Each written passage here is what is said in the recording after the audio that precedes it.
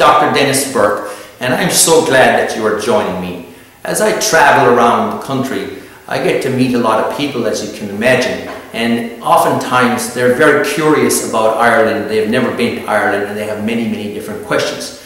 But they're particularly interested in my life and being that I grew up in Ireland, and so I just want to tell you my story. It was 1960, it was a terrific year, lots and lots of stuff, wonderful stuff happened in the world. But you know the greatest thing that happened for me that year? I was born. It was amazing. I was born into a terrific family. My mother was a terrific lady. She's long since passed away, but she worked really, really hard. We had a grocery store and a bar. And my father, he worked part-time in the bar and the grocery store as well, while he had a part-time job at our local county as a welfare officer. So as a little boy, I grew up in a home that spoke pretty much totally the Gaelic language, because on the island where I lived, there were only a couple of hundred people, and the national language of Ireland is Gaelic. And so I spoke Gaelic until I was 5 years of age, until I first went to school. I went to the local national school on the island, which was just a couple of rooms really put together in a house. And the language that I then started to learn was English. But the people of the island had a hybrid of English and Gaelic, which was kind of a dialect of sorts. And as I grew older, I understood some of the things that they spoke about in the dialect, but I mostly understood the Gaelic language, and I understood English language. When I was about 7 years of age, I really didn't care much for school, so I spent a lot of my time on rock fishing and fishing on the boats with the old-timer men. By God, they had a lot of great wisdom, and I learned a lot from them. But I also had a passion for fishing, and as I said, and I created this toy of sorts, this plaything, where the parents had a old table that had termites in it.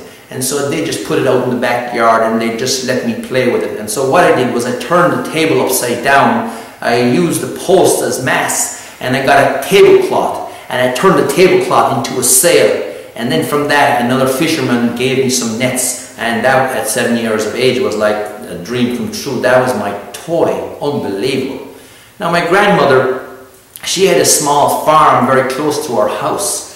And when I was about 11 or 12, I started to grow vegetables on some of the land. You know, just some carrots and parsnips, some turnips, potatoes, you know, the kind of food that people would eat in Ireland. And my first customer, very, very first customer, was my mother. Would you believe? She wanted to buy the vegetables from me because she knew she wanted to give me the opportunity to be entrepreneurial and support me in that regard. And so I evolved over time. I worked in the shop bar that we had, and eventually she put me in charge of the fishing tackle department. And I sold the bait and the fishing rods. I sold all that stuff, and she made me what would you say, manager in charge of that on a profit-sharing basis. As time evolved, I went to high school off the island, and then ended up leaving high school when I was about 17 years of age. At 17, I was hungry to work, and I got a job working in a supermarket chain as a supermarket trainee. And so I evolved with that, worked in that company for many, many years, for maybe 6 or 7 years. And then finally I decided that I had enough of the supermarket business, and I wanted to go to America. It had been a boyhood, shall we say, teenage dream to go to America. And it wasn't a matter of would I go, it was a matter of when I would go. And so that's my story of living in Ireland up to the point that I decided to come to America.